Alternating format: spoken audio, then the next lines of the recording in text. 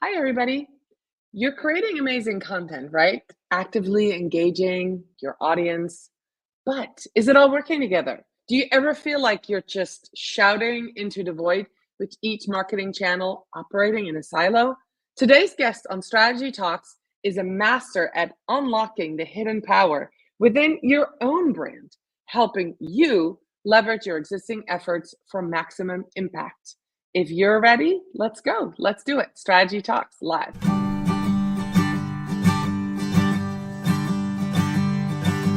Let's strategize together. Let's hear it from an expert. Join the conversation, it's informative and free. You and me, let's talk some strategy.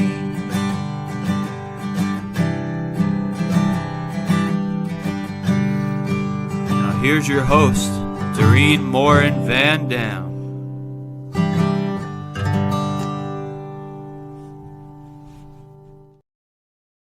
Hello, everybody. Good morning. It's Tuesday, 8 a.m. on the East Coast, and we're live with Strategy Talks. I've got a very awesome, interesting expert guest with me today. But before I introduce you to him and bring him up on stage, he's in the green room waiting. I want to welcome everybody who's here live with us on YouTube, on LinkedIn, or on Facebook, and especially want to do a shout out to those of you who listen to Strategy Talks as a podcast. We know you're there, and we appreciate you being with us. So without much further ado, I'm going to bring onto the stage Bruce. How are you this morning, Bruce? Very good. Thank you for having me. Oh, absolutely. You and I met a couple of years ago when I was community manager for Social Media Pro, and your interview, my interview with you, was a catalyst to this show. So I think it is so great that we finally reconnected and you came in. And the one tip that you gave me, I have given away to so many people. I know this is going to be your show, but I'm going to just tell all of you who are watching and listening to this. Bruce told me to get started with the podcast, to go ahead and invite up to 20 people and get 12 shows booked. He said, if you do something and you have a commitment to 12 guests, then you're going to continue with your podcast. And I have done this for 2.5 years now. I'm about 10 to 12 weeks out each time. When I get close and my VA is like, Dorien, I've got everything ready for these guests. I'm like, okay, it's time to invite another round of experts to come and book. So I usually book 2 to 3 months out, and it's because of your tip that I do this. So my success is your success. Thank you so much, Bruce, for doing that. That's awesome. That's awesome. Congratulations. I'm so happy to hear that. That's wonderful. Yeah, that's been a game changer, I think. So I share that with people who are new to podcasting. So let's dive in. Why is cross promotion within your brand so important, and how can it benefit businesses compared to traditional external marketing efforts? Why do we need to look at that piece? Did you see me exhale? I'm talking myself down, like, don't fire hose this audience, because there's so much to it. And I think what's really important is to leverage as many different tools, as many different platforms as you can. But at the same time, if you don't cross promote, I just found myself guilty of this yesterday. I was recording an interview for one of my 2 podcasts, and I was saying to the audience, and by extension, the guest, that I should have been doing what I did right after that a long time ago, because I mentioned that I'm putting this in the weekly newsletter, I'm putting this on the podcast Instagram account, but I'm not saying it on this show. And I'm talking about tour dates because I do like to network and meet people and find out who my audience is, face to face, shake hands, break bread, that kind of thing. And so that's a perfect example right there of, if you're just kind of doing all these things separately from one another, you're missing a huge opportunity to let people know these other places that you're in, and to recognize that, okay, as I just finished saying, not everybody reads your newsletter. Not everybody looks at your Instagram. You know, one of the tips I've always given out is, I remember years ago on my weekly blog, right? There's another platform that I leverage. I remember writing a blog many years ago titled, "Don't Put All Your Eggs in the Facebook Basket." And you can tell how long ago that was. But the point was that if you just go all in one direction, you're missing so many other audiences, so many other opportunities. It's a great answer. I love that. I'm going to dive into that right now deeper. I know there's a question that I have queued up for that, but I want to dive in here because what I hear you say is when you do something, you need to promote it and you need to cross promote it and you need to put it everywhere. But here's the thing. Is there ever such a thing as saturation, right? So when I started my show, and I'm using this as an example, Strategy Talks, I also started a newsletter, Strategy Talks, and I started, I have a blog. And so I would transcribe the show and then use that as the topic for the newsletter. And then it was just everywhere. And I just felt like my voice was being, how can I say this nicely? It was just being stretched too thin. It was just watered down. I guess that's the word I was looking for. And I just felt like all I was talking about was Strategy Talks and all I was talking about was these guests. So is there, and this is just a side question, is there such a thing as too much cross promotion? Is there such a thing as too much of this one good thing? Or do you selectively choose some of the pieces that you cross promote? Yeah, it's kind of a combination of those things. No, there's not such a thing. I think that the way you control it, well, in other words, there could be, but you have full control. At the same time, you have to remember you are your brand. So if you don't, I'm going to say oversaturate, if you don't leverage all these different platforms, no one else is going to do it for you. When I go out and I speak at podcast conferences, my most popular talk is 20 plus ways to promote your podcast. And I always say at the end of that presentation, if not you, then who? If you don't do these things that are on this list, who's going to do them for you? So if you don't leverage these different platforms, it's very natural. I think it's just our human instinct to say, oh, I'm doing this too much. Oh my gosh, people are probably so sick of hearing about my podcast. And in fact, if all they're doing is just following you on Instagram, they're not sick of hearing about it. They know that that's what your account is. And they're following so many others that I think we're kind of giving ourselves too much credit if we think they're sitting around saying, oh my gosh, Bruce posts every single day on his podcast Instagram account. Now, the other thing is that I think the big tip here is it's kind of like there's a tip out in the podcast industry when people are starting in and they say, how long should my podcast be? The answer is however long it takes you to get your message out. Once you start talking for the sake of talking, there you go. There's your cutoff point. So if you're using, I'm just going to say Facebook, Twitter, YouTube, Instagram, and you can do okay with those. And of course, this is just social media. So there's a lot of other ways to cross promote. But just for purposes of this example with social media, if those are the 4 platforms you're on, and you're going to say, I guess I should be on TikTok, I guess I should be on LinkedIn, and you're just doing it for the sake of being on those, but you're not going to be able to do a good job of consistently posting on those and really getting some good engagement, well, then don't do those, especially if it's going to be taxing on your schedule and you can't handle it. Yeah, then it is oversaturation on yourself. Right. Okay. I love that answer. So that jumps me to the second question is, you just mentioned the social media places where you can cross promote your own brand. But then when you answer the first question, you kind of went to a couple other places. So let's talk, where else can we do this? And what are the places that you see people miss out? What are the hidden gems of cross promotion within your own brands that you see people leave on the table all the time? And some of us who are listening and watching might be doing that as well. Okay, so one of the ones that I've enjoyed doing for years and years and years, and I mentioned this, is my weekly blog. Now, I'm old-fashioned, and I still believe in driving web traffic. So when you start talking to me about Substack, or you start talking to me about all these different platforms somewhere else that belong to some other corporation who are controlling those, well, now people are going over there to see your blog. And I'm not even going to say your content, because sure, you have other ones on there. And granted, I know people are going to push back and say, but I'm trying to monetize. That's why I'm using a platform like that. My point is that when I publish my blog on my company website every Monday, I am making sure that I'm doing a couple things. And this is just within that blog post. And I'm not even talking about some of the other examples I'll give you of things other than my blog. But in that blog, I'm making sure I'm putting the little block that says related posts. So if someone's just coming to that post, they go, oh, let me see some of the other ones that he's written or some other blogs that are on this topic. At the very bottom of it in my boilerplate, I make sure that I have a link that goes to the page on the agency website that shows clients that Now Hear This has served.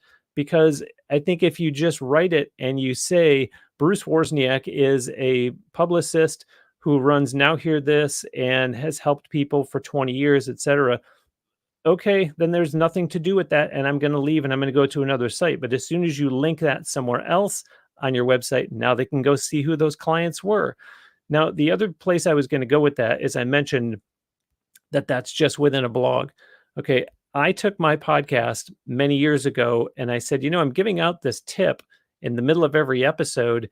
And if someone finds it at this point, now granted, this was several years ago. At the time, I've been doing this every week for 10 and a half years, that show. So I'm up to almost 550 episodes. But at the time, I thought, okay, if someone is just finding it and they're saying, I really like this segment in the middle, they're not going to go back to episode 1, listen to it. Where did he give out the tip? What did he say? Let me write it down, and then start the same thing with number 2, and then start the same thing with episode 3. So I pulled those out. And again, this is content that you've already prepared. So you're not having to start up anything new. And I created an ebook series out of them so people could just buy those PDFs and download them and have it on their tablet, have it on their phone. But then the cross promotion that I did within that is on each page where I said, this is the tip that was given out in episode 78. I have links in there to take you to episode 78. So you can go listen on Spotify, on Apple Podcasts, on whatever platform. So there's a lot of things that you can do internally that, as you said, I think people are kind of leaving on the table because they overlook something that's right in front of them because they're looking too far out and trying to make it more difficult on themselves than they need to. Yeah. And I think this is such great information. And if you're listening, watching this, one of the things that we are all guilty of as marketers, I think, is to just go to the next thing, right? We create a piece of content, we put it out. Some of us just put out a link, and then, okay, now we're prepping for the next piece of content. But what you're saying is really squeeze all of the juice out of that piece of content. And there are 20 plus ways to cross promote within your own brand. And I love that idea of having that tip in the middle and then putting it in the ebook with links back. And so it's really best practices for marketers. And if you're working with a company as a marketer, this definitely is a great idea to implement. It might, it's a lot of work. I know this would be a lot of work to set up. But again, if you strategically plan for this, maybe your next season, maybe at the beginning of the year, we're in the middle of the summer. So maybe you plan this for your next season. When you're starting your podcast, you're going to put a tip in the middle. You're going to, get it ready, start the ebook. So I love this. I always plan my stuff in the fall for the next year and come up with a new thing. So if that's you and you're listening, this is a great truth that Bruce just shared with us. This is something that all of us can do, right? Yeah, there's another little strategy that I like to do just within my podcast, which this is really more focused on promoting the podcast itself as opposed to sending people off to other places. But I have this bizarre mental Rolodex of guests that I've interviewed. And what this tip does is it makes you a better interviewer because you always should be listening very closely to what your guest is saying for follow-up questions. But also I do this so that I can listen. Are they going to say something that's going to remind me of another interview I had already done? And now, granted, my podcast is audio only. So I can stand here as the guest is talking and I can look up at my third monitor and I can type into the search engine or into my own website in case I don't remember the episode number. But I will wait for the guest to finish their answer. And then I'll react to it. And I'll say, that's a lot like the conversation I had with Buck Johnson. He's the keyboard player for Aerosmith. And folks, if you ever never heard that one, go back and listen to my interview with Buck. And then I say the episode number, and I say I will put a link to that on the show page for this episode on my podcast website, nhte.net. That way the people know, okay, I want to hear this interview that he did with the keyboard player for Aerosmith, and I know where I can go find the link to it. Instead of just saying Buck Johnson's name and hoping that people will scroll through the list of 550 episodes or go through the legwork of trying to find which was his episode, say on my website, for example. So I'm really big about sending people back to past episodes because the reason for that is if they just come to one episode because of who the guest is, that's the only reason they came there, is to hear that guest. I want to get them as a fan of Bruce. I want to get them as a fan of the Now Hear This Entertainment podcast. The only way that they're going to consider Sure, if they enjoy the interview that they came for, maybe. But the only way they're going to consider going back and listening to old episodes is if I tell them why they should do it and who is similar to the person they're enjoying and why I think they would like it. And now all of a sudden, what happens is they go back and listen to that interview. And as I'm interviewing Buck Johnson, I'm saying, Buck, that reminds me a lot of, and I'm employing this on so many episodes that now they're getting sent all over the place. They're listening to so many of them. They take a step back and they realize, oh, I guess I'm going to follow or like or subscribe, whatever term you want to use these days, the Now Hear This Entertainment podcast, because listen to all these episodes that I keep going to that Bruce keeps recommending. Oh, what a brilliant strategy. I love that. I love that. And I love that being live today, I that would be weird. My eyes would be wondering, but I love that if you're doing an audio only podcast and you've got that second or third screen pulled up and you're able to do that, I think that's great. And if you are not able to do that and you have a live show and maybe you have a moderator with you, they can feed you that information. That's one way to do it. Or if it's live, you can add it later in the show notes. But I love that you mentioned that for those listeners and what episode it is. That is really brilliant. So, we're really talking strategy here, Bruce. This is fantastic. So let's go to the next question that I have. Content plays a crucial role in any marketing strategy. How can businesses leverage existing contents to promote each other? We kind of already talked about that, but let's say a company offers a variety of products or services, right? How can they cross promote those? So if we take what you just said about podcasts, what if it's a product or a service? Well, I guess a podcast is a product too. But say it's a service. Say they sell lawnmowers. Say they sell, a brilliant smile, all those braces, one of those products. How does that work for something that's not in a marketing term? So it's not a podcast. So before you and I went live, we were talking off air about the different speaking engagements that you and I both do. And what you're asking right now speaks directly to a tip that I give out again as part of that 20 plus ways to promote your podcast, which is you might get invited to come and speak at an event. And your first reaction is going to be, this isn't a fit. This doesn't exactly mirror my topic. In other words, it's not my ideal speaking opportunity. But when you take a step back, you say to yourself, well, I can sort of weave my topic, or say you want to promote your podcast into it. So if I went and I was doing a speech that would end up maybe being 92% what the organizer asked me to speak about, you can be assured that the other 8% would be me slipping in some subliminal references to my podcast. And beforehand, when I'm sitting at dinner, talking with everyone at my table, and after my talk, when I'm shaking hands and kissing babies, all those times I am absolutely going to be full bore promoting my podcast. So the same thing with the lawnmower example.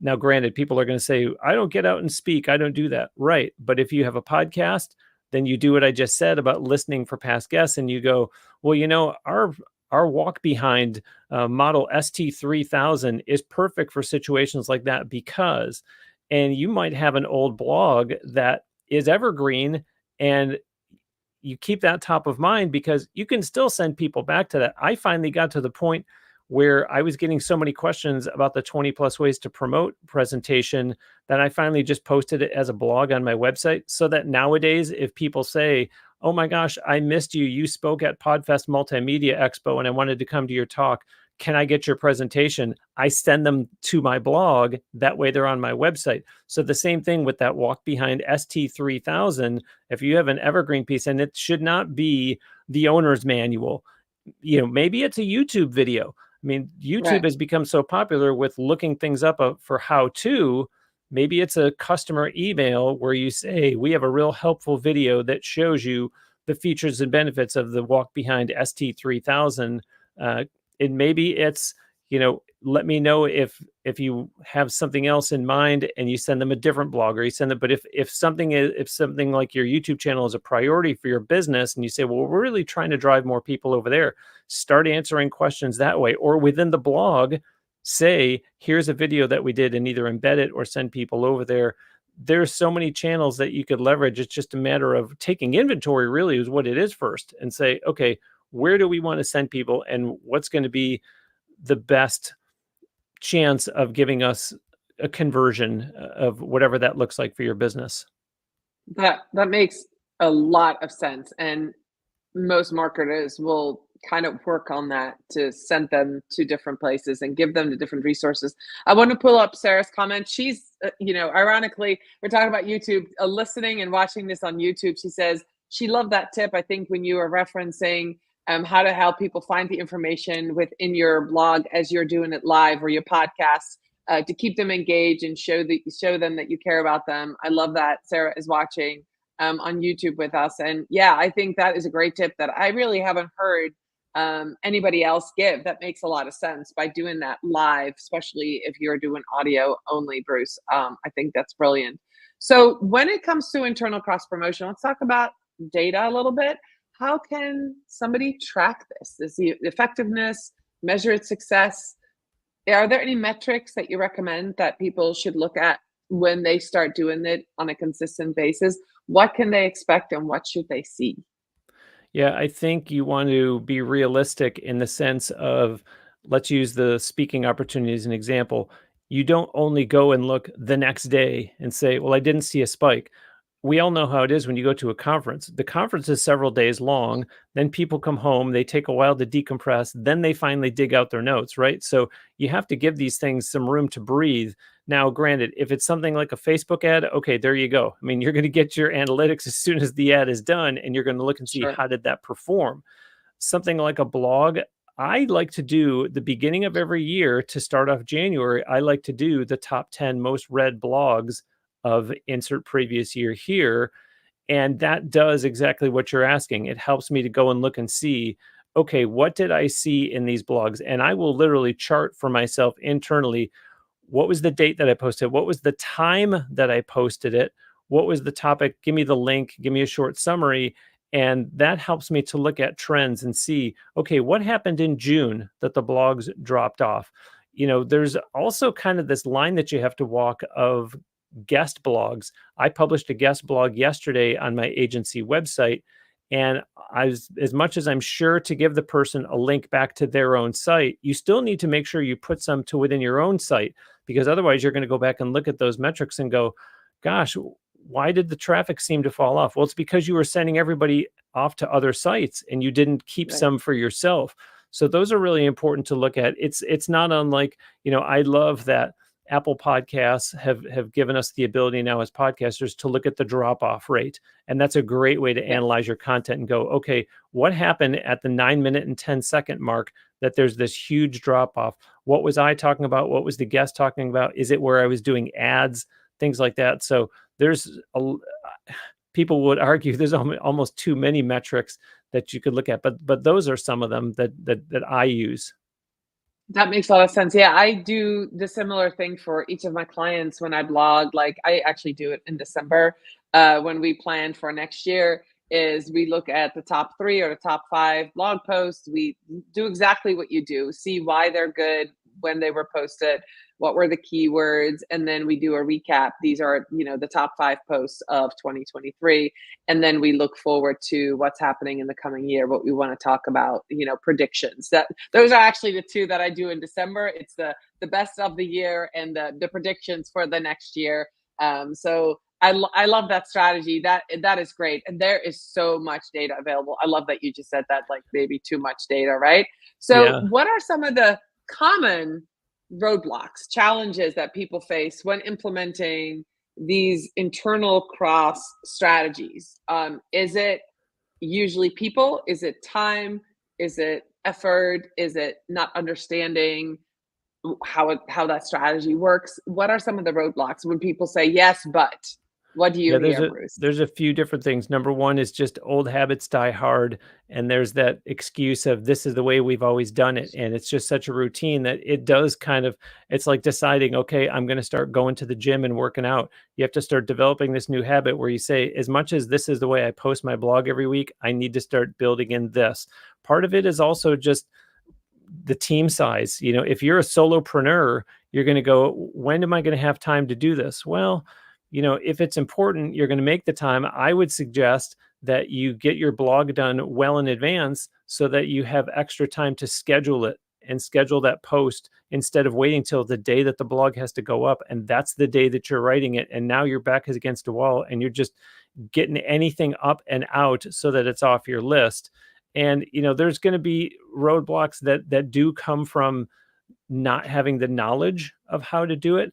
I think that's where you need to say, okay, who is a trusted source that I could go to, whether that's somebody that whether it's a professional development group, whether it's a conference. But I think to just say, I don't know how to do it, and thus I can't make time for it, well, now you're missing out on so much. There's kind of uncharted territory that to me makes it exciting to say, well, what's the worst that can happen? But I don't know if I don't try. There's an author client that I have that we were putting videos up on her YouTube channel. And I finally said to her, let's try doing something that's less than 60 seconds so I can put it up as a YouTube short just to see how it performs. So there is that little bit of fear, like, oh, well, wait a minute. What do you mean? What am I supposed to do? And okay, just calm down. It's one video. And if it doesn't do good, then we know in the future, let's stick with longer form or at least longer than a minute. So until you dip your toe in the water, and I would also say, don't base your results on just one time. If you put up a YouTube short to continue the example and it performs horribly, you don't say, okay, we're done. We're not trying that again. Give it a second chance, maybe a third chance, and then pull the plug. Same thing with if you're putting these links in your blog and it doesn't seem like the traffic is picking up on some of the older ones, give it a little bit of time, because now the reader, assuming that he or she is a regular reader, they're used to, their eyes are adjusting and they're going, what is this? It's like I said, the new segment that I'm starting on my podcast of telling people my tour dates. People are going to go, wait, what is he doing here? So I told the person who edits my podcast, let's put just a little bit of a sounder in there just to set it off and get people's attention. So you do have to let people know. And by the way, it could be a social media post for you. It could be, hey, I'm excited to announce that we're going to roll it, and make a big deal out of it. That way people actually go and look for it instead of hoping that they stumble across it and hoping that they do whatever your desired result is. Yeah. I love this topic, Bruce. Like we are taught to repurpose, but you really are framing it in such a beautiful way. Cross promotion, right? Instead of repurposing it, you're just making all the wheels spin together. Like, the toy that we had as a kid where all the wheels, you interlock and you spin one and they all start spinning. I love that you've created a system for that. I have one question left for you, and then we're going to wrap it up because we're getting close to the half-hour mark. Bruce, is there any client case study, something that jumps out at you where you started implementing this cross promotion for a client that you saw really great results, that you were like, oh, wow, they really got it. This worked really well for them. I would love to know if you have an example. And if you don't, it's fine. Yeah, I think this YouTube example I'm talking about is one in the sense that this is a client who is an author, right? And so when we started working together, she didn't even have a YouTube presence. So my thought was, well, you're writing poetry and we're not going to be giving away the book to the point where people are going to say, I don't have to buy her poetry books. I can just sit on YouTube and wait and hope that maybe she'll put, did you hear all that? Wait, hope, maybe. So as soon as we started that, it gave her a new channel to leverage. And now she has something to talk about in her newsletter, on her other socials. And it does start drawing in that YouTube audience, but it also gives people some bite-sized content where they can say, I like her poetry. I got to go over to her website, right? Or over to Amazon and look and see what I'd like to purchase because I'm enjoying what I'm seeing that she's posting here. That's a great example. And for those of you watching, you were mentioning shorts earlier. I can tell you that if you're experimenting with shorts on YouTube for the first time, stick with it. I've experimented with, one post here and there. It gets very little traction, but the traction comes from me when I post either 2 a day or 1 every day consistently is when that curve goes really way up. So I would say if you want to experiment with shorts, create 7 and post 1 every day or 2 a day for 4 days. That's when you'll see the traffic. It's kind of you're telling the algorithm there's more than just one, and that really picks up. So that was just a mini little tip. Bruce, where can people connect with you? Where will you tour next? And how can they find you if they want to connect with you? Because this has been a great episode of Strategy Talks, and I want to make sure that people know where to find you and sign up for whatever you have to offer, because you have some wonderful tips. Thank you. So at nowhearthis.net, and that's HEAR, nowhearthis.net. That's my agency website. And down at the bottom, there's plenty of social media logos to pick your favorite and engage with me there, or email still works in this day and age, and you can find it through the website, but it's just bruce@nowhearthis.net. Again, HEAR. The podcast is on there. I do have a completely separate website for all the speaking that I do, but because you're kind enough to ask about dates, end of September, I will be in Los Angeles. First week in October, I'll be in the Florida Panhandle. October 11th, I'll be in Kentucky. Beginning of December, I'll be in Las Vegas. If these connect with anyone who's listening to this show and wants to meet me in person, get in touch through the website or through social media. That's awesome. Bruce, I really enjoyed our conversation today. Thank you so much for being here. For those of you who were live with us, I appreciate you being here. If you are listening to this as a podcast, thank you so much for sticking with us all the way to the end. I'll be back in a few weeks. I'm taking the summer hiatus. The podcasts are still going up, and I'll be back in September with another live Strategy Talks. In the meantime, there's plenty of them to listen to and rewatch, and go to my YouTube channel to watch all the shorts of these coming up soon. So Bruce, thank you so much for your time today. And thank you. I'll see you all very soon. Bye, everybody.